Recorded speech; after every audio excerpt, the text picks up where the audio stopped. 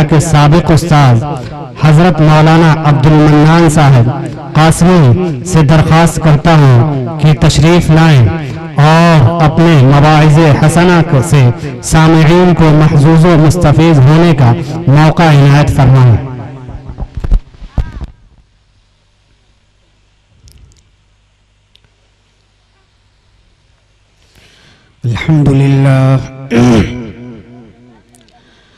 الحمد لله نحمده ونستعينه ونستغفره ونؤمن به ونتوكل عليه ونعوذ بالله من شرور أنفسنا ومن سيئات أعمالنا من يهده الله فلا مضل له ومن يضلله فلا هادي له ونشهد أن لا إله إلا الله وحده لا شريك له ونشهد أن سيدنا وحبيبنا وسندنا ومولانا محمدا عبده ورسوله صلى الله عليه وعلى آله وأصحابه وبارك وسلم تسليما كثيرا كثيرا أما بعد فأعوذ بالله من الشيطان الرجيم بسم الله الرحمن الرحيم من عمل صالحا من ذكر أو أنثى وهو مؤمن فلنحيينه حياة طيبة ولنجزينهم أجرهم بأحسن ما كانوا يعملون وقال النبي صلى الله عليه وسلم إن الله لا ينظر إلى صوركم وأموالكم ولكن ينظر إلى قلوبكم وأعمالكم أو كما قال عليه الصلاة والسلام صدق الله العلي العظيم وصدق رسوله النبي الكريم ونحن على ذلك لمن الشاهدين والشاكرين والحمد لله رب العالمين۔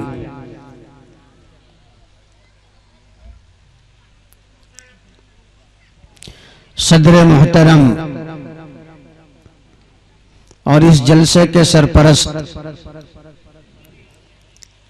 اسٹیج پر تشریف فرما حضرات علماء کرام، شعراء اعظام، مہمانان خصوصی، سامعین کرام، پردہ نشین، خواتین حضرات، ماؤں اور بہنوں، پیارے بچوں اور بچیوں، آج کا یہ دینی اجتماع اور جلسہ اپنی منزلیں طے کر رہا ہے اور ہمیں اور آپ کو بہت سی قیمتی و مفید باتیں سننے کو مل رہی ہیں اور عمل کی دعوت دے رہی ہیں۔ مدرسہ سراج العلوم کے عنوان سے اور اسی کے نام سے یہ جلسہ منعقد ہوا ہے، اس کی روداد، کارکردگی اور اس میں زیر تعلیم طالبات نے کس طریقے سے قرآن پاک کو حفظ کیا، کیسی محنت کی، یہ باتیں آپ کے سامنے آ رہی ہیں اور واقعی قابل رشک ہے۔ اور جیسا کہ صدر محترم نے فرمایا تھا کہ انسان جب قدم اٹھا لیتا ہے اور حوصلہ بڑھا لیتا ہے اور پھر چل پڑتا ہے تو اللہ تعالیٰ ضرور اس کی مدد فرماتے ہیں۔ قدم بڑھاؤ، ہم تمہارے ساتھ ہیں۔ ایک مثال ہے اور ایک لائن ہے محنت کی کہ اگر ہم محنت کرنا چاہیں اور توجہ سے اور لگن سے اور کچھ اخلاص پیدا کر کے کام کریں تو اللہ رب العزت ضرور نوازتے ہیں۔ حافظ اصغر صاحب سے ابھی پوچھا میں نے، 4 بچیاں حافظہ ہو چکی ہیں، قرآن پاک کو اپنے سینے میں محفوظ کر لیا ہے۔ یہ بہت بڑی سعادت ہے. سنتے ہی رہتے ہیں آپ جن کے بچے حافظ قرآن ہو جائیں ان کے لیے کیا مقام ہے، خود والدین کا کیا مقام ہے جانتے ہی رہتے ہیں.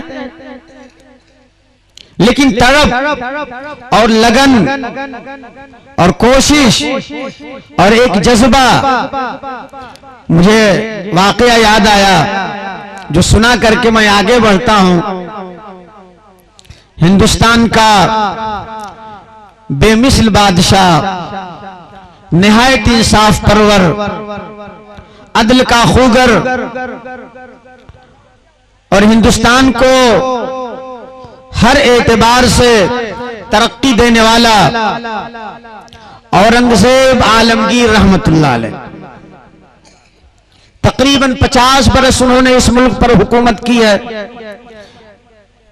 جو لوگ تاریخ کے دشمن ہیں وہ اور انداز میں پیش کرتے ہیں، پر حقیقت یہ ہے کہ انہوں نے ہندوستان کو سجایا، سنوارا اور اسے ایک گلشن بنا کر کے پیش کیا. لیکن دینی جذبات ان لوگوں کے کیا ہوا کرتے تھے؟ ہمارے اور آپ کے جذبات کیا ہیں؟ ایک عام رعایا کی حیثیت سے سیاہ و سفید کے وہ مالک، لیکن ان کے جذبات کیا ہوا کرتے تھے؟ اورنگزیب کے کوئی لڑکے حافظ قرآن ہوئے. شاہجہاں ان کے والد زندہ تھے، ان کی خدمت میں گئے اور اپنے والد گرامی شاہجہاں سے کہا کہ ابا حضور آپ کو مبارک ہو، آپ کا پوتا حافظ ہو گیا. دیکھیے مزاج، تاریخ اور بھی کچھ ہے لیکن ایک دینی مزاج یہ دیکھیے. تو کہا کہ پوتا حافظ ہو گیا. شاہجہاں کہتے ہیں پوتا حافظ ہو گیا تو اس میں مجھے کون سی خوشی کی بات ہے؟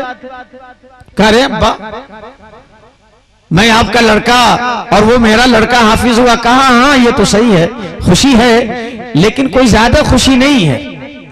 تو کہہ رہے ابا حضور آپ کے گھر میں ایک حافظ قرآن ہوا، آپ کو خوشی نہیں؟ کہا نہیں ہے خوشی لیکن زیادہ خوشی نہیں ہے. کہا زیادہ خوشی کب ہوگی؟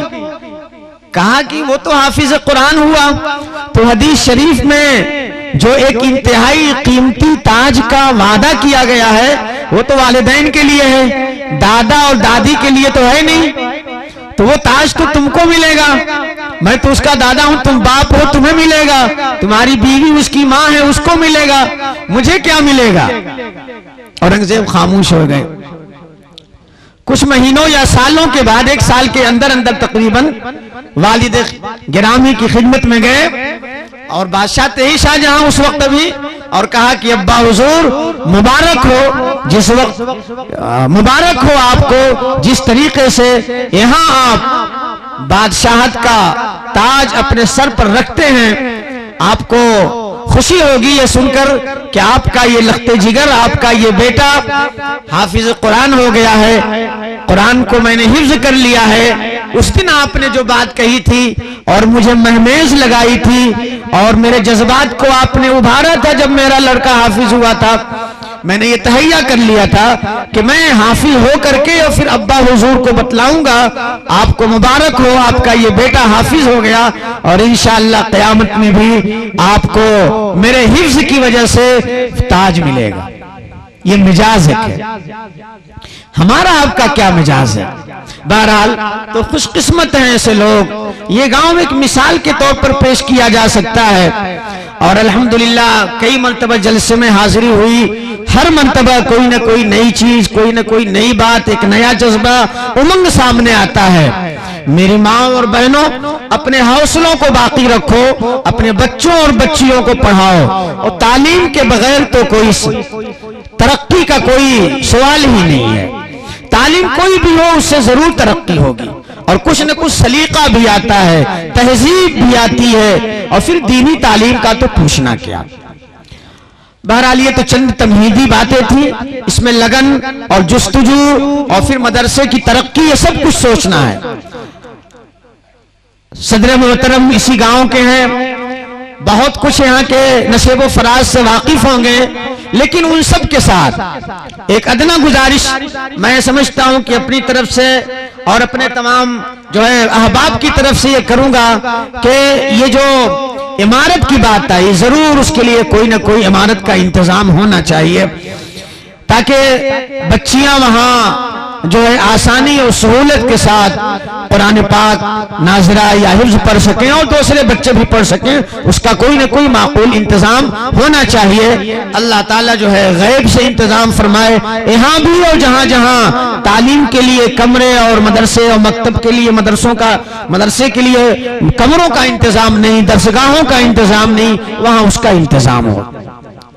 بہرحال قرآن پاک جس طریقے سے پڑھنے کی کتاب ہے اور پڑھنے پر ثواب ملتا ہے، یہ تو اللہ تعالیٰ کی عنایت ہے کہ سمجھ کر پڑھیں تو بھی ثواب، پوچھنا ہی کیا ہے، نہ سمجھ کر پڑھیں تو بھی ثواب، صرف یہ سمجھ کر پڑھیں کہ یہ قرآن پاک ہے، اللہ کا کلام ہے، نبی پاک صلی اللہ علیہ وسلم پر اتاری ہوئی کتاب ہے، تو بھی بے شمار آپ کے دامن میں ثواب اللہ رب العزت دیں گے۔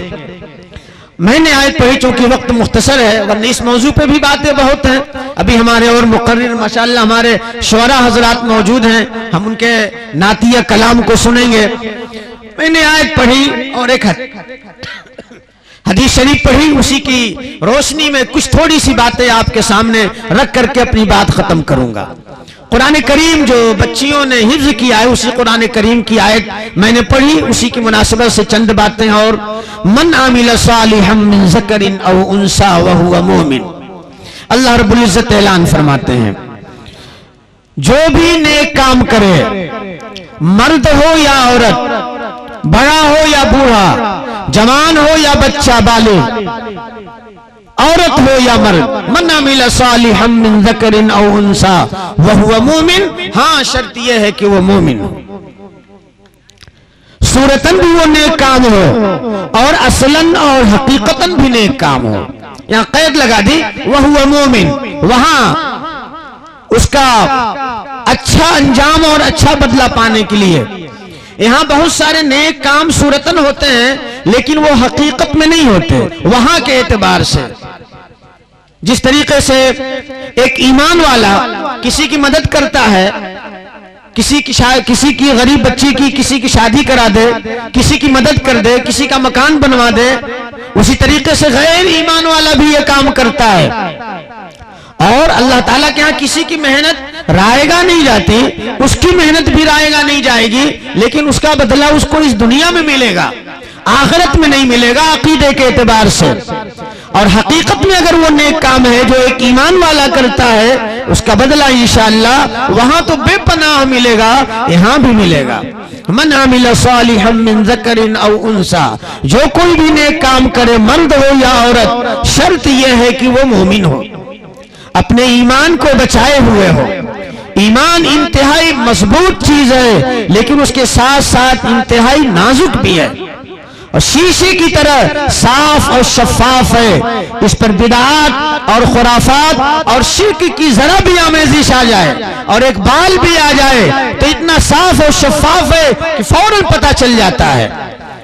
مضبوط تو ہے ہمالیہ پہاڑ کی طرح لیکن شیشے کی طرح نازک ہے، اس لیے اس کو بچانے کی ضرورت ہے۔ اس لیے قرآن نے بار بار اس کا تذکرہ کیا ہے، ایمان کو خرافات سے، شرک سے، بدعات سے بچاؤ، اور شرک اگر ذرا بھی ہوا تو پھر وہ قابل قبول نہیں۔ ان اللہ لا یغفر ان یشرک بہ ویغفر ما دون ذلک لمن یشاء، اللہ شرک کو نہیں بخشتے، اللہ دوئی کو پسند نہیں کرتے، اللہ کے ساتھ کسی اور کی پوجا کی جائے، ان کے ساتھ ان سے مرادیں مانگنے کے ساتھ کسی اور سے مراد مانگی جائے، کسی اور کو حاجت روا سمجھا جائے، کسی اور کو مشکل کشا سمجھا جائے، کسی کے سامنے اپنی پریشانیوں کا اظہار کر کے ایک معبود کی طرح بندوں کے سامنے اظہار کیا جائے اور اپنی ضرورت پیش کی جائے۔ اپنے ماں باپ ہے، اپنے بھائی بہن، ان کی ایک الگ نوعیت ہوتی ہے، لیکن بحیثیت معبود کے، بحیثیت ایک جو ہے ایسے شخص کے جس کے قبضے میں وہ چیز ہو اور اس سے مانگا جائے،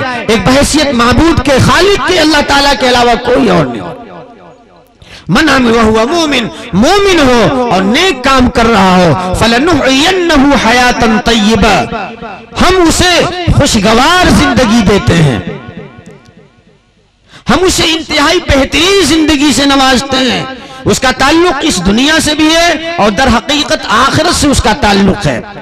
آخرت میں جو کامیابیاں ہوں گی، ایک مومن ہونے کے اعتبار سے ہمارا اور آپ کا یہ عقیدہ ہے کہ مرنے کے بعد ہمیں اپنے اعمال کا حساب دینا ہے۔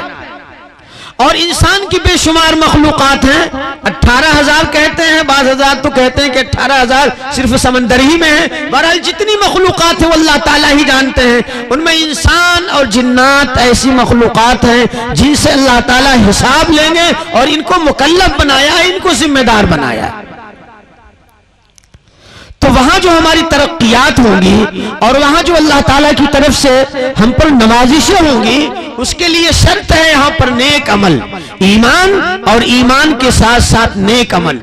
اور انہی دونوں چیزوں کو ہماری اور آپ کی اور ایک ایک مرد اور عورت انسان کی زندگی میں پیدا کرنے کے لیے یہ دینی سلسلہ اللہ تعالیٰ نے قائم فرمایا۔ حضرت آدم علیہ نبینا علیہ السلام سے لے کر کے ہم سب کے آقا و مولا سید کائنات فخر موجودات آمنہ کے لال شہ بطہ جناب محمد رسول اللہ صلی اللہ علیہ وسلم تک، اور اس کی داستان اور اس کی تاریخ آپ خوب جانتی ہے۔ سلسلہ جو قائم فرمایا وہ اسی کی اللہ تعالیٰ کو پہچانو، سچے اور پکے مومن بنو اور پھر ان کے احکام پر عمل کرو، نیک اعمال تمہاری زندگی میں ہو جس کی وجہ سے تمہارے درجات وہاں بلند ہو اور یہاں بھی تمہارے جو ہے تمہارے لیے بہتری اور اچھائی ہو۔ فَلَنُحْيِيَنَّهُ حَيَاةً طَيِّبَةً، ہم اسے پاکیزہ اور خوشگوار زندگی سے نوازتے ہیں۔ دنیا میں بھی اس کی زندگی خوشگوار اور مزیدار ہوتی ہے اور آخرت میں تو پھر پوچھنا ہی کیا ہے۔ جو لوگ صحیح معنوں میں مومن ہوتے ہیں ان پر کبھی آزمائشیں بھی آتی ہیں تو وہ آزمائشیں بھی ان کے لیے ان کو برداشت کرنے کی اللہ تعالیٰ ہمت اور قوت دے دیتے ہیں۔ دشمن برا اور بھلا کہتا ہے، اس پر بھی ان کو ایک مزہ ملتا ہے اور ایک گناہ ان کو اندر سے سکون ہوتا ہے۔ ظاہری اعتبار سے بھلے پریشانی ہو، حالات آتے ہیں، پریشانیاں آتی ہیں، دشواریاں آتی ہیں، لیکن ان سب میں چونکہ ان کی نظر اپنے خالق پر ہوتی ہے اور اپنے نبی جناب محمد رسول اللہ صلی اللہ علیہ وسلم پر ہوتی ہے، اس لیے ان کو لطف آتا ہے، ان کو مزہ آتا ہے۔ اور پھر جب امتحان اور آزمائشوں میں کامیاب ہو جاتے ہیں تو اللہ تعالیٰ اس دنیا کو بھی خوشگوار کرتے ہیں اور آخرت میں تو خوشگواری ہی ہے۔ علماء نے اس کے تحت بے شمار باتیں لکھی ہیں۔ عبادت میں اس کو عجیب لذت ملتی ہے۔ خوشگوار زندگی کا ایک معنی یہ بھی ہے کہ عبادت میں اس کو لذت ملتی ہے۔ ہم تو مسجد میں جاتے ہیں تو ایسا جی چاہتا ہے کہ جلدی سے بھگے مسجد سے، ایسا لگتا ہے جیسے مسجد کاٹ رہی ہو، حالانکہ مسجد تو کیا ہے، زمین کے ٹکڑوں میں سب سے بہترین ٹکڑا ہے، لیکن اللہ کے بہت سے ایسے مقبول بندے بھی ہیں جو مسجد سے نکلنا نہیں چاہتے ہیں اور وہ چاہتے ہیں کہ ہم مسجد میں رہیں اور عبادت کرتے رہیں۔ عبادت میں ان کو ایک عجیب لطف ملتا ہے، ایک لذت آتی ہے۔ کبھی کبھی دنیاوی اعتبار سے بھی بزرگوں کو عبادت کرنے کی وجہ سے منہ میں شکر اور بہترین مٹھائی سے زیادہ مٹھاس اور لذت معلوم ہوتی ہے۔ تو فرمایا خوشگوار زندگی یہ بھی کہ اللہ رب العزت کی اپنی عبادت کی توفیق دیتے ہیں اور توفیق کے ساتھ ساتھ عبادت میں لذت پیدا کر دیتے ہیں، انہماک دے دیتے ہیں، اس کے اندر خوشی و خضوع پیدا کر دیتے ہیں۔ اس کا ذہن و دماغ جب وہ اللہ اکبر کہتا ہے تو تمام دنیا سے کٹ کر کے اللہ تعالیٰ سے جڑ جاتا ہے۔ ہم تو اللہ اکبر کہتے ہیں تو نہ معلوم دنیا کے سارے جھمیلے اور وساوس اور فکریں ہم کو گھیر لیتی ہیں، ہمیں یہ بھی نہیں یاد رہتا کہ ہم نے کیا پڑھی ہے کیا نہیں، ثنا بھی صحیح پڑھی ہے کہ نہیں، تعوذ اور بسملہ بھی پڑھی ہے کہ نہیں، اعوذ باللہ اور بسم اللہ بھی کیا ہے کہ نہیں۔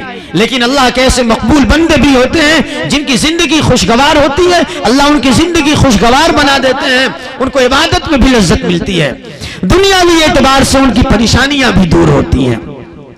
اور عبادت میں اللہ رب العزت کی فرما برداری میں اور نیک عمل میں اتنی طاقت ہوتی ہے، اتنی جاذبیت ہوتی ہے، اتنی کشش ہوتی ہے کہ غلط چیزوں کو ہٹا کر کے اور صحیح چیزوں کو وہ کھینچ لیتا ہے، اپنی طرف سے اپنی طرف کھینچ لیتا ہے اور بندے کا تعلق اللہ تعالیٰ سے ہو جاتا ہے اور پھر اللہ رب العزت کی عنایتیں، اس کی رحمتیں اور اس کی برکتیں بندوں پر نازل ہونے لگتی ہیں۔ دنیاوی اعتبار سے کبھی کبھی محسوس ہونے لگتا ہے، رسول اکرم صلی اللہ علیہ وسلم نے بخاری شریف کی روایت ہے صحابہ کرام کے سامنے بیان فرمایا، اور اسی لیے بیان فرمایا کہ ہماری باتیں وہ لوگ جو ہماری نیابت کریں گے ہماری امتیوں تک، مردوں تک اور عورتوں تک پہنچاتے رہیں۔ ایک موقع پہ ایک مجلس میں آپ صلی اللہ علیہ وسلم نے اعمال کا اثر دکھانے کے لیے کہ نیک عمل کا ایک اثر ہوتا ہے، آخرت میں اس کا اثر ظاہر ہوگا، اب سب سے زیادہ کبھی کبھی دنیا میں بھی اللہ تعالیٰ اثر ظاہر کر دیتے ہیں۔ بخاری شریف کی روایت ہے، علماء کرام آپ حضرات کے بیچ آتے رہتے ہیں، سنا بھی ہوگا آپ نے، پھر سن لیجئے۔ بخاری شریف کی روایت ہے، وہ 3 آدمی جا رہے تھے اور رات ہو گئی، کچھ پریشانی ہو گئی، ان کو قیام کی ضرورت تھی، آج کی طرح ہوٹل وغیرہ نہیں تھے، سرائیں نہیں تھی، پہاڑی علاقے میں سفر کر رہے تھے، ایک غار تھا، پہاڑ جو اوپر سے سوراخ نما تھا، اندر جگہ تھی، غار تھا، وہاں اس میں ان لوگوں نے پناہ لے لی اور رات گزاری وہاں۔ صبح جب ہوتی ہے، اب یہ سوچتے ہیں کہ نکلیں، تو غار کے منہ پہ پہاڑ سے پتھر ڈھلک کر آیا اور اس نے منہ کو بند کر دیا، کچھ تھوڑا موڑا کھلا رہا ہوگا کہ سانس لیتے رہیں، لیکن نکلنا مشکل تھا، نکل نہیں سکتے، سب لوگ پریشان ہو گئے۔ کبھی اور ہم اور آپ کہیں تنہا ہوتے ہیں، لائٹ چلی جاتی ہے، روشنی نہیں ہوتی ہے، طبیعت گھبرانے لگتی ہے، وہ لوگ بھی پریشان ہو گئے، اب ہم لوگ نکلے تو کیسے نکلیں اس غار سے، کیا کریں؟ اپنے دور کے وہ لوگ مومن تھے اور پہلی امت کا واقعہ ہے۔ حضور اکرم صلی اللہ علیہ وسلم فرمایا من کان قبلکم، تم سے پہلے جو لوگ تھے ان کا ایک واقعہ تمہارے سامنے بیان کرتا ہوں۔ آپ صلی اللہ علیہ وسلم نے فرمایا اب وہ لوگ پریشان ہو گئے، لیکن اللہ والے تھے، اللہ پر ایمان تھا، مومن تھے، جانتے تھے کہ پتھر تو ہٹے گا اللہ تعالیٰ ہی چاہیں گے تو، لیکن ایسے موقع پہ آدمی اپنے آپ کو بھی ٹٹولتا ہے۔ کہتے ہیں ان لوگوں نے اپنے آپ کو ٹٹولا اور اپنے نیک عمل جو انہوں نے کیے تھے، جو بالکل شک اور شبہ اور ریا اور ہر طرح کی جو ہے آمیزش سے بالکل ان کے عمل ان کی نگاہ میں پاک اور صاف تھے، ان لوگوں نے پیش کیا، آپس میں مشورہ کیا کہ بھائی دیکھو بڑی مصیبت کی گھڑی میں ہم لوگ آ گئے ہیں، اس لیے اپنا اپنا خاص عمل جو صرف اللہ تعالیٰ کے لیے کیا ہو ہم لوگوں نے پیش کریں، تاکہ اللہ رب العزت عمل کی برکت سے فضل فرمائیں اور ہم لوگوں کے لیے راستہ کھلے۔ پہلا شخص بولتا ہے اے اللہ پاک، آپ نے ماں اور باپ کے ادب کا حکم دیا ہے، اللہ نے ماں اور باپ کو بلکہ اپنے ساتھ جوڑ دیا، وَقَضَىٰ رَبُّكَ أَلَّا تَعْبُدُوا إِلَّا إِيَّاهُ وَبِالْوَالِدَيْنِ إِحْسَانًا۔ اللہ رب العزت نے فیصلہ کر دیا کہ عبادت تو صرف اللہ تعالیٰ کی ہوگی، اور اس کے ساتھ فرماتے ہیں ماں باپ کے ساتھ نیک سلوک کرو۔ قرآن کی آیت ہم پڑھتے ہیں، ہم سے اور آپ سے بھی آیت یہ اپیل کرتی ہے، ذرا ہم بھی اپنے گریبان میں جھانک کر کے دیکھیں کہ ہم اپنے ماں باپ کی خدمت کرتے ہیں یا نہیں، ہم ان کی اطاعت کرتے ہیں یا نہیں، ہم ان کی فرما برداری کرتے ہیں یا نہیں۔ ایسا تو نہیں کہ پال پوس کر انہوں نے بڑا کیا، پرورش کی، ہماری ماں نے نہ معلوم کتنی مشقتیں اور پریشانیاں، گرمی اور سردی اور سختی برداشت کر کے ہم کو بڑا کیا، پالا، اور اب ہم جب بڑے ہوئے تو ہم ماں کو آنکھیں دکھائیں، ماں کو برا بھلا کہیں اور باپ کی شان میں گستاخی کریں۔ شاید حضور اکرم صلی اللہ علیہ وسلم کا یہ منشا بھی رہا ہو کہ امت تک یہ پیغام جائے کہ دیکھو ماں باپ کے ساتھ جو نیک سلوک کرتے ہیں اور ان کی فرما برداری کرتے ہیں، اللہ تعالیٰ ان کے اس عمل کے ذریعے سے آخرت کے درجات تو دیں گے ہی، دنیاوی مصیبتیں دور کرتے ہیں۔ ایک شخص نے کہا اے اللہ پاک، میری عادت یہ تھی کہ میں جب اپنے جانوروں کو گھر شام کو لے آتا تھا، ان کا دودھ دھوتا تھا، اپنے بچوں اور بیوی سے پہلے اپنے اماں اور ابا کو پیش کرتا تھا، اور جب وہ دودھ پی لیتے تھے پھر اپنے بچوں کو دودھ پلاتا تھا۔ غبوق کا لفظ ہے یعنی شام کا کھانا، شام کا دودھ۔ ایک روز ایسا ہوا کہ میں کسی ضرورت سے ذرا دور چلا گیا اور واپس آنے میں دیر ہو گئی، میں آیا تو امی اور ابو سو گئے تھے، ہم نے جانور کا دودھ دہا اور میری طبیعت نے گوارا نہیں کیا کہ امی اور ابو کو پلائے بغیر ہم اپنے بچوں کو پلائیں، اس لیے مناسب نہیں ہے۔ میں دودھ کا کٹورا اور پیالہ لے کر کے ماں باپ کے سرہانے کھڑا رہا کہ امی اور ابو جگیں تو میں ان کو یہ دودھ پلاؤں۔ سوتے سوتے سحر ہو گئی اور ان کی نیند نہیں ٹوٹی، مجھے بھی دیر ہو گئی تھی۔ بہرحال جب ان کی نیند ٹوٹی صبح کو تو سب سے پہلے میں نے ان کو دودھ پلایا اور میں اپنے بچوں کو بھوکا رکھا، اپنی بیوی کو भूखा रखा। जब अम्मी और अब्बू ने दूध पी लिया, उसके बाद मैं अपने बच्चों को उठाया, अपनी बीवी को उठाया और उनको दूध पिलाया। खुदाया, मैंने माँ और बाप की खिदमत की बहैसियत माँ और बाप के, और उससे बढ़कर इसलिए कि आपने हुक्म दे रखा है कि माँ और बाप की खिदमत करो। खुदाया, मैंने ये नेक अमल सिर्फ आपके हुक्म की वजह से किया। अगर मेरे इस अमल के अंदर इखलास है और आपके लिए हमने किया है, अल्लाह पाक अपने इस नेक अमल का वास्ता दे करके हम आपसे सवाल करते हैं कि हमारे यहाँ रास्ता खोल दीजिए और दहाने पर से पत्थर को हटा दीजिए ताकि हम लोग निकल जाएं।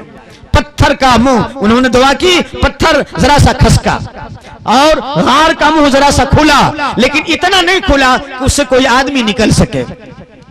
दूसरे का नंबर आया, उसने दुआ की, ए अल्लाह पाक, आप जानते हैं आपने मुझे बहुत सारी चीजों से नवाजा, आपने मुझे माल से भी नवाजा। माल को जिस तरीके से खर्च करने का आपने हुक्म दिया, हम उस तरीके से खर्च भी करते रहे। लेकिन एक मौका आया आजमाइश का। मेरी चचाजाद बहन थी, मुझको उससे ताल्लुक था, उसके हुस्न पे मैं मर मिटता था, लेकिन वो काबू में नहीं आती थी। बड़ी नेक थी, वफाशियार थी, इबादत गुजार थी और आपके हुक्म की फरमाबरदार थी, और फवाहिश से और बुराइयों से और बेहयाइयों से वो बहुत दूर थी और हमेशा पर्दे में रहा करती थी। पर्दे में हमेशा रहा करती थी। मेरी माँ और बहनों, आज पर्दे का मसला बड़ा पेचीदा हो गया है। अभी हिजाब का हमारे हजरत सदर मोहतरम ने फरमाया, हिजाब का मसला उठा क्यों? पर्दे का मसला बहुत अहम है। जाहिर सी बात है, कोई बात तो है कि हुजूर अकरम सल्लल्लाहु अलैहि वसल्लम ने पर्दे का हुक्म फरमाया। कुरान में सूरह अहज़ाब में मुस्तकिल पर्दे की आयत नाजिल हुई। हाँ, इस्लामी उसूलों में से, इस्लामी अहकाम में से पर्दा भी एक अहम उसूल है। पर्दे में रहा करती थी। आज अजीब मामला है, दादी पोती के साथ चलेगी, दादी का निकाब तो बहुत अच्छा रहेगा, दादी के बदन का कोई हिस्सा जाहिर नहीं होगा, लेकिन दादी से ज्यादा कशिश पोती में होती है, और पोती बगैर निकाब के है, या अगर निकाब है तो ऐसा है कि जिस्म के सारे आज़ा जाहिर होते हैं, मजीद उससे हुस्न और नुमाया हो जाता है। खाला अपनी भांजी को लेकर के चलती है, खाला तो पर्दे में है, लेकिन भांजी का हाल अजीब है। माँ अपनी बेटी के साथ चलती है तो उसका हाल अजीब है। पहनावे भी अजीब अजीब हैं। पहनावे से तबीयत के अंदर एक अजीब हैजान पैदा होता है। मेरी माँ और बहनों, अपने बच्चियों को पर्दे के साथ रखो, उनके पहनावे पे नजर करो। कट ऐसा चला है, पहले तो मर्दों का नीचे जाता था, फिर औरतों का, फिर अब तो अजीब मामला है, अब औरतों का ऊपर आ रहा है, मर्दों का नीचे जा रहा है। हाँ, जांघिया तक हो गया है, बुलूग के करीब लड़कियां हैं और पहनती है वो स्कर्ट उसकर्ट पता नहीं क्या कहते हैं जो यहां तक आता है। नहीं, इस्लाम में ये सब चीजों की इजाजत नहीं, फिर आगे चल करके इसके नतीजे गलत होते हैं। बहरहाल, तो ये सब चीजें हराम हैं। पर्दा ऐसा होना चाहिए, पर्दा तो इसलिए था ताकि उनकी इस्मत की हिफाजत हो और उनका हुस्न छुपा हुआ रहे, और जिसकी किस्मत में है वही उनको पाए, नहीं है कि अजनबी लोग उस पर निगाह डालें। इससे मुआशरे में तबाही और खराबी पैदा होती है। बहरहाल, वो बावफा, बाहया और पर्दे वाली खातून थी, और वो अल्लाह ताला आपकी इबादत गुजार बनती थी। मैंने बहुत उसको बहकाया, लेकिन बहकी नहीं। जमाने ने अंगड़ाई ली, हालात बदले और कहत साली आ गई। खेत पे गुजारा था, वो परेशान हो गई, माँ बाप उसके बीमार और बिल्कुल पैसे के मोहताज हो गई। मुझसे पैसा मांगने आई। मैंने 120 दिनार उसके दिए, हदीस शरीफ में है 120 दिनार मैंने उसको दिए, लेकिन इस शर्त के साथ कि तुम मुझे तन्हाई में मौका दो। मजबूर थी। पेट का मसला भी अजीब होता है, बीमारी का मसला भी अजीब होता है। बच्चा बीमार हो जाए तो माँ न मालूम क्या क्या करके अपने उसके बीमारी को दूर करने के लिए कोशिश करती है, बाप कोशिश करता है। वो बेचारी परेशान थी, घर में उसकी और बहनें और जो लोग भी थे फाकों से गुजर रहे थे। 120 दिनार मेरे लिए मान गई, तन्हाई में मौका देने के लिए तन्हाई में वो तैयार हो गई। हम दोनों तन्हा हो गए और करीब था कि मैं गुनाह में पड़ जाता, लेकिन वो तो अल्लाह वाली थी, दिल ही दिल में दुआ कर रही थी, ए अल्लाह पाक, अब तक आपने मेरी इस्मत की हिफाजत की है, अब तक आपने मेरी इस्मत की चादर को बचाया है, अब तक मैं बाहया शुमार होती थी, अल्लाह आप मेरी हया की चादर को बचा लीजिए, आप मेरी इस्मत को बचा लीजिए, आप मेरी पाकीज़गी को बचा लीजिए। ऐन موقع پہ جب گناہ میں پڑنے کا بالکل یقین ہو گیا تھا، اس نے کہا تم میرے صدر کو، میری شرمگاہ کو ہاتھ مت لگاؤ مگر حق کے ساتھ لگاؤ، تم میری عصمت کو تال تال نہ کرو، اگر تم مومن ہو میں اللہ کا واسطہ تم کو دیتی ہوں، اللہ کا واسطہ دیتی ہوں، تم میری عصمت کی حفاظت کرو، تم میری عصمت کو ہاتھ نہ لگاؤ، تم میرے ساتھ زنا نہ کرو، زنا حرام ہے، قرآن نے بھی زنا کو حرام قرار دیا، پہلے بھی زنا حرام تھا، وَلَا تَقْرَبُوا الزِّنَا إِنَّهُ كَانَ فَاحِشَةً وَمَقْتًا وَسَاءَ سَبِيلًا، زنا کے قریب نہ جاؤ۔ حضرت مولانا قاری محمد طیب صاحب نور اللہ مرقدہ فرماتے ہیں یہاں زنا کرنا نہیں، زنا کے قریب نہ جانا، یعنی زنا کے جو اسباب اور دوائی ہوتے ہیں ان کو بھی قرآن نے، حضور اکرم صلی اللہ علیہ وسلم نے حرام کر دیا، نظر پہ پابندی لگا دی، قدم پہ پابندی لگا دی، اور اسی لیے پردے کا حکم دیا، اسی لیے منع کر دیا غیر محرم کو تم دیکھ نہیں سکتے، مردوں کے لیے بھی اور عورتوں کے لیے بھی، اس لیے کہ یہ اسباب زنا ہے، تو زنا کے قریب تک نہ جاؤ، یعنی زنا کا کوئی سبب استعمال نہ کرو۔ بہرحال میرا وقت قریب ہوا چاہتا ہے، اس نے کہا تم اللہ سے ڈرو اور میری عصمت کو تال تال نہ کرو۔ اس نے کچھ دل کی اس گہرائی سے اللہ پاک آپ کا نام لیا تھا اور اللہ کہا تھا کہ میں کانپ گیا اور آپ کی عظمت میرے دل میں آ گئی، اور میں تنہا تھا، گناہ کر سکتا تھا لیکن میں گناہ سے باز آ گیا۔ اللہ پاک اگر صرف آپ کی ہیبت اور آپ کے خوف اور آپ کی ڈر کی وجہ سے اگر میں گناہ سے بچا اور میں نے اس کی عصمت کو بچایا اور میں نے اس کو ہاتھ نہیں لگایا، تو اللہ پاک آج مصیبت کی اس گھڑی میں اس نیک عمل کی وجہ سے راستہ دے دیجئے اور پہاڑ کے منہ کو، غار کے منہ کو کھول دیجئے اور راستہ ہمیں دے دیجئے۔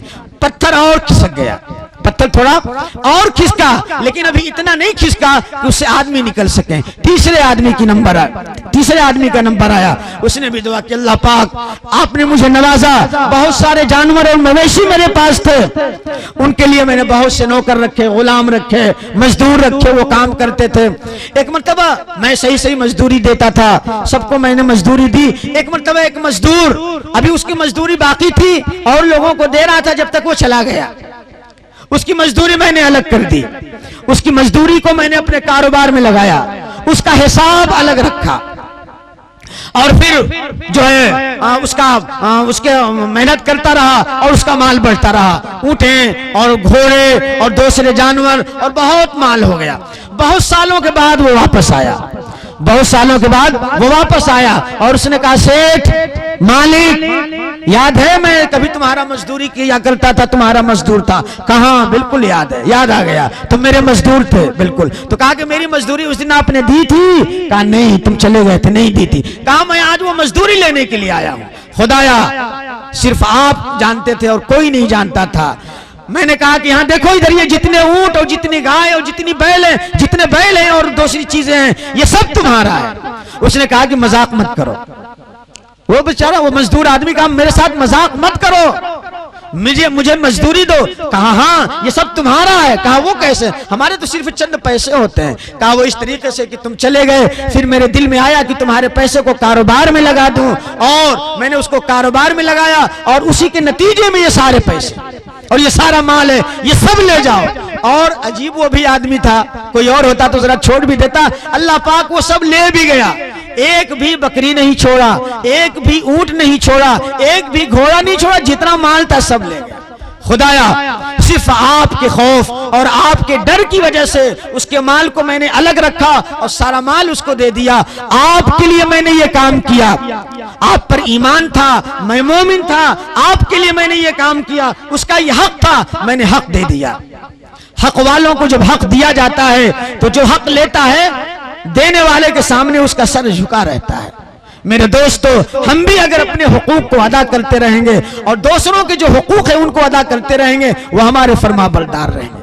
آج دنیا والوں سے ہم چاہتے ہیں کہ وہ ہمارے فرما بردار ہوں، لیکن ان کے جو حقوق ہم پر ہیں ہم ادا نہیں کرتے۔ اپنا حقوق تو لینا چاہتے ہیں لیکن ہم پر جو دوسروں کے حقوق ہے وہ دینا نہیں چاہتے، جس کی وجہ سے ہمارا گھر جہنم بنا ہوا ہے، ہمارا گھر، ہمارا معاشرہ، ہماری تہذیب، یہ تمام چیزیں۔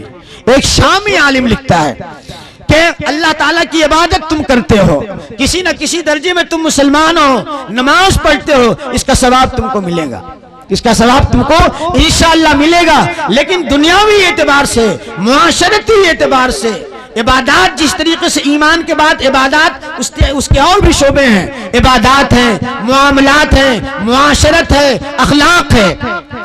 تو معاشرت اور اخلاق اور معاملات کو تم نے بالکل گڑبڑ کر دیا ہے، بیکار کر دیا ہے.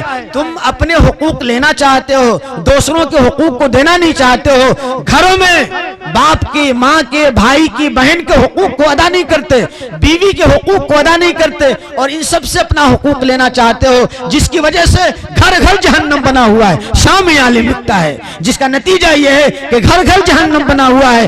بظاہر ایک ہیں لیکن دل سب کے الگ الگ ہیں، اور تمہارے گھروں میں سکون اور اطمینان جو صحابہ کرام کے زمانے میں تھا وہ نہیں ہے. اس کی وجہ یہ ہے کہ تم دوسروں کے حقوق کو ادا نہیں کرتے. اللہ تعالی ہمیں دوسروں کے حقوق کو بھی ادا کرنے والا بنائے. اسلامی اعتبار سے جو حقوق ہم پر واجب ہوتے ہیں ہمیں ان کو ادا کرنے کی اللہ تعالیٰ توفیق دے. بہرحال اس نے کہا مالی حقوق وہ سارا لے گیا. اللہ پاک میں نے آپ کو حاضر و ناظر سمجھ کر کے اس کے مال کو ادا کیے، اس کا سارا مال دے دیا.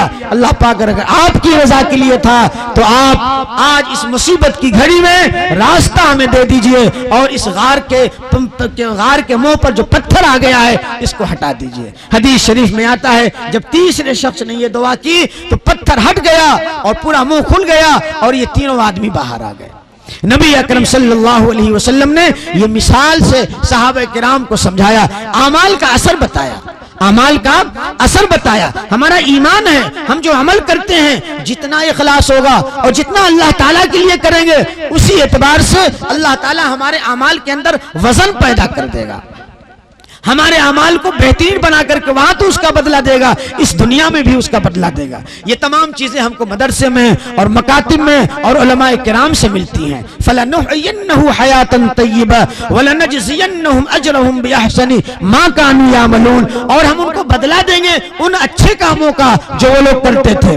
تم سمجھتے ہو کہ تم مسجد میں آتے ہو اور وضو کر کے آتے ہو یہ بیکار ہے؟ نہیں میرے بندے، یہ بیکار نہیں ہے. تم ہمارے سامنے اپنی پیشانی کو رگڑتے ہو، ہم اس کا بدلہ تمہیں دیں گے. تم ہمارے نام پہ اپنے مال کی زکات دیتے ہو، ہم اس کا بدلہ تمہیں دیں گے. تم ہماری وجہ سے صدقہ کرتے ہو، غریبوں کی مدد کرتے ہو، بیواؤں کی مدد کرتے ہو، بے کسوں کا سہارا بنتے ہو، ہم تو تم کو اس پہ بدلہ دیں گے. وَلَنَجْزِيَنَّهُمْ أَجْرَهُمْ بِأَحْسَنِ مَا كَانُوا يَعْمَلُونَ. میرے دوستو، میرے نوجوان ساتھیو، ایمان مضبوط ہوتا ہے نیک اعمال کی وجہ سے. ہمارے آباء و اجداد، ہمارے علماء کرام، بزرگان دین کی زندگی نیک اعمال سے مزین تھی، ان کی زندگی نیک اعمال سے بھری ہوئی تھی، اس لیے ان کی زندگی میں بہار تھی، اس دنیا میں لطف تھی اور سکون تھا. اگر وہ سکون اور وہ بہار اور وہ لطف ہم چاہتے ہیں تو اللہ کے حقوق کو بھی ادا کریں اور بندوں کے حقوق کو بھی ادا کریں. ہماری ہر چیز میں کھوٹ ہے، وہ کھوٹ دور ہو جائے اور اخلاص پیدا ہو جائے. اور اللہ تعالی، اخلاص کا مطلب اللہ تعالیٰ کے لیے ہم کام کریں، ماں باپ کے جو حقوق ہیں وہ ادا کریں، بیوی بچوں کے جو حقوق ہیں وہ ادا کریں. ہر چیز میں ہم شریعت کو اگر سامنے رکھیں تو اللہ رب العزت ضرور ہمیں نوازیں گے اور یہ حالات بدلیں گے. حالات تو ہمیشہ ایسے رہتے ہیں لیکن حالات کو بدلنے میں ہمارے اعمال کا بھی کچھ دخل ہے. ہمارے اعمال کے اعتبار سے اللہ رب العزت فیصلہ فرماتے ہیں. وہ تو قادر مطلق ہے، وہ جب چاہے ویسا فیصلہ کر سکتے ہیں. بسا اوقات بغیر ہمارے اعمال کا فیصلہ ہوتا ہے، لیکن عام حالات میں بندوں کے اعمال کے اعتبار سے اللہ تعالیٰ فیصلہ فرماتے ہیں. ہمارے اعمال جتنا زیادہ نیک ہوں گے اسی اعتبار سے اللہ تعالیٰ فیصلہ فرمائیں گے. تو ہر چیز میں ہم ایمان کو مقدم رکھیں، دین کو مقدم رکھیں، دینی تعلیم کو مقدم رکھیں. انہی چیزوں کو ہم نے پیچھے کر دیا جس کی وجہ سے پریشانی ہے. ہمارے اندر صحیح جذبہ، صحیح طرف اور دین سے جو صحیح لگاؤ ہونا چاہیے وہ نہیں ہے. اللہ تعالیٰ ہمارے اندر پیدا کرے اور یہی چیزیں ہوں گی تو ہم ترقی کریں گے، ورنہ تو ہم اور پریشان ہوں گے. اسی کی مناسبت سے میں نے حدیث شریف پڑھی تھی. اللہ رب العزت فرماتے ہیں، حدیث قدسی ہے، یعنی جبریل امین کے ذریعے آپ صلی اللہ علیہ وسلم فرماتے ہیں، جس جو رسول اکرم صلی اللہ علیہ وسلم نے فرمایا کہ اللہ تعالیٰ فرماتے ہیں کہ اللہ رب العزت تمہارے صورتوں کو نہیں دیکھتے اور تمہارے مالوں کو نہیں دیکھتے، ان کی نظر تمہارے دلوں پہ ہوتی ہے اور تمہارے اعمال پہ ہوتی ہے. تمہارا دل کیا ہے؟ یہ تم نے نیک کام کیا کس وجہ سے کیا؟ اگر اللہ تعالیٰ کے لیے کیا ہے تو بہت بہتر ہے، اور اگر صرف دکھلانے کے لیے کیا ہے تو پھر پریشانی ہی پریشانی اور دشواری ہی دشواری ہے۔ آج ہم کچھ نیک عمل کر لیتے ہیں تو بسا اوقات ہمارا نیک عمل بھی خالص نہیں رہتا ہے، اس میں دکھلاوا ہوتا ہے، اس میں کوئی اور چیز ہوتی ہے، غلط چیزوں کی اور غلط ارادوں کی آمیزش ہوتی ہے۔ اللہ رب العزت کو یہ عمل پسند نہیں، وہاں تو نیک عمل، خالص عمل پسند ہے۔ عمل کی بھی ضرورت ہے اور نیک عمل کی ضرورت ہے۔ ہمارا صفحہ، ہمارا جو اعمال نامہ وہ خالی ہے، ہم جتنا زیادہ نیک عمل کریں گے وہاں محشر میں وہ چیزیں ہمیں کام کریں گے۔ پیش کر غافل اگر کوئی عمل دفتر میں ہے، یہ گھڑی محشر کی ہے، تو عرص ہے محشر میں ہے۔ پیش کر غافل اگر کوئی عمل دفتر میں ہے، اور وہاں وہ عمل کام آئے گا جو نیک ہو۔ اللہ رب العزت، حضور اکرم صلی اللہ علیہ وسلم نے فرمایا، تمہارے مال کو، تمہاری صورتوں کو، تم کیسے ہو، تم کتنے خوبصورت ہو، تم کتنے اعلیٰ درجے کے ہو، یہ نہیں دیکھتے۔ تمہارے دل کی کیفیت کیا ہے، تمہارے دل میں اللہ تعالیٰ کی عظمت کتنی ہے، تمہارے دل میں شریعت کی عظمت اور پاس اور لحاظ کتنا ہے، تمہارے دل میں اللہ کے حکموں پر عمل کرنے کے جذبات کتنے ہیں، اللہ تعالیٰ یہ دیکھتے ہیں۔ اور پھر اس کے مطابق تمہارے اعمال کیا ہے۔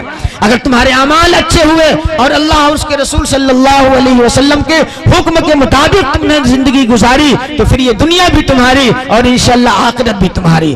آج جو حالات ہیں اور حالات کو ہم سب لوگ بدلنا چاہتے ہیں، اس زحمت کو رحمت سے بدلنا چاہتے ہیں۔ اللہ کی رحمت اپنی طرف متوجہ کرنے کے لیے ہمیں نیک اعمال پیش کرنے کی ضرورت ہے۔ ہم جانتے ہیں میرے دوستوں، میرے نوجوان ساتھیوں، پورے سال نیک عمل کرنے کی ضرورت ہے، لیکن خاص طور سے نیک عمل کا ایک سیزن اور ایک مہینہ رمضان آ رہا ہے۔ میرے دوستوں، میرے نوجوان ساتھیوں، خاص طور سے اس کی عظمت اور اس کی قدر اور اس کی عزت کرنی ضروری ہے۔ رمضان کا رسول اکرم صلی اللہ علیہ وسلم بڑا احترام فرمایا کرتے تھے، اور شعبان بلکہ رجب ہی سے اس کا انتظار فرمایا کرتے تھے، اور پھر کوئی لمحہ خالی نہیں جاتا تھا عبادت سے۔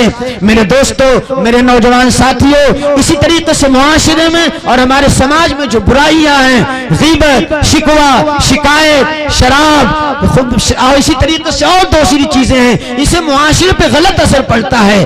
رمضان کی عظمت کو برقرار رکھتے ہوئے اگر یہ برائیاں ہمارے اندر ہیں تو ہمیں ان کو چھوڑنا ہوگا، اور رمضان میں خاص طور سے اللہ تعالیٰ کو منع کر کے اور جو ہے اپنی بخشش کرانی ہوگی۔ رسول اکرم صلی اللہ علیہ وسلم نے ایک موقع پہ جو فرمایا تھا، منبر پر چڑھتے ہوئے اور 3 مرتبہ آمین کہا تھا، اور پوچھنے پر فرمایا تھا، اس میں ایک یہ بھی تھا کہ لعنت ہو۔ آپ نے فرمایا آمین، پوچھا تھا کیا حضور یہ ایک نئی چیز کیا ہے، تو فرمایا کہ ہاں، لعنت ہو اس پر جس کو رمضان المبارک کا بابرکت مہینہ ملے اور پھر وہ اپنی بخشش نہ کرا لے، اپنی بخشش نہ کرا لے، اس پر بھی لعنت ہے۔ اور جس کے ماں باپ ملے اور وہ ان کی خدمت کر کے جنت نہ کما لے، اس پر لعنت ہے۔ اور فرشتے نے جبریل امین نے لعنت کی، اور آپ صلی اللہ علیہ وسلم نے آمین کہی، اور جس پر میرا نام مجلس میں میرا نام لیا جائے جس کے سامنے اور وہ مجھ پر درود نہ پڑھے، اس پر بھی لعنت ہے۔ درود شریف پڑھ لیجئے ایک مرتبہ، اللہم صلی علی سیدنا و شفیعنا و حبیبنا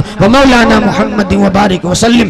بہرحال تو رمضان کی عظمت اور یہ سارے ایام کی عظمت، تو میرے دوستو، جلسہ کرنے کا اصل مقصد یہ ہے، ایک تو یہ کہ مدرسے کی کارکردگی اور مدرسے کا کام آپ کے سامنے آوے، اور دوسرے یہ کہ علماء کرام کے بیانات سے ہمارے جذبات کچھ ابھریں، اس لیے کہ مومنوں کے سامنے جب دینی باتیں بیان کی جاتی ہیں تو قرآن کی روح سے ایک جو ہے اس کا نفع ہوتا ہے۔ وَذَكِّرْ فَإِنَّ الذِّكْرَىٰ تَنفَعُ الْمُؤْمِنِينَ، نبی اکرم صلی اللہ علیہ وسلم کو اللہ تعالیٰ نے خطاب فرمایا، اور آپ کے واسطے سے ہر جانشین اور ہر عالم اس کا مصداق ہے۔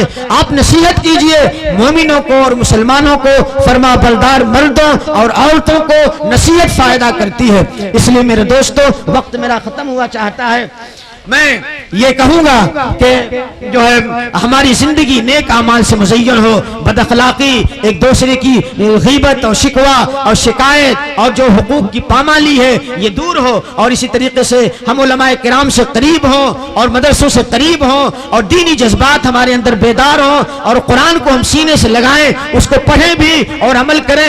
حیرت طرف سے اس کی بات ہے، اب سے پہلے اتنے مدارس نہیں تھے، اتنے مکاتب نہیں تھے، لیکن گاؤں میں قرآن قرآن نہ پڑھنے والوں کی تعداد اتنی زیادہ نہیں تھی جتنی اب ہے. بہت افسوس کی بات ہے. مدرسے بے شمار ہیں لیکن اسی اعتبار سے تعداد بھی تو بڑھ رہی ہے ہماری, اسی اعتبار سے بہت سارے ایسے ہیں جو قرآن نہیں پڑھ پاتے, اور جو پڑھ پاتے ہیں وہ بھی بہت صحیح نہیں پڑھتے. لہٰذا اس کی ضرورت ہے سب سے پہلے قرآن ہمارا صحیح ہو, اور پھر اس کے ساتھ ساتھ ہم دنیاوی تعلیم حاصل کریں, کوئی حرج کی بات نہیں ہے. اللہ تعالی ہمیں اور آپ کو کہنے سننے سے زیادہ عمل کی توفیق دے اور دینی جذبات کو ہمارے اندر بیدار فرمائے, اور اللہ اور اس کے رسول صلی اللہ علیہ وسلم کی سچی محبت ہمیں نصیب ہو, جس کی بنیاد پہ ہمیں نیک اعمال کرنا اور اپنے ایمان کو مضبوط سے مضبوط تر بنانا آسان ہو جائے. اللہ ہمیں اور آپ کو توفیق دے. وآخر دعوانا ان الحمد للہ رب العالمین.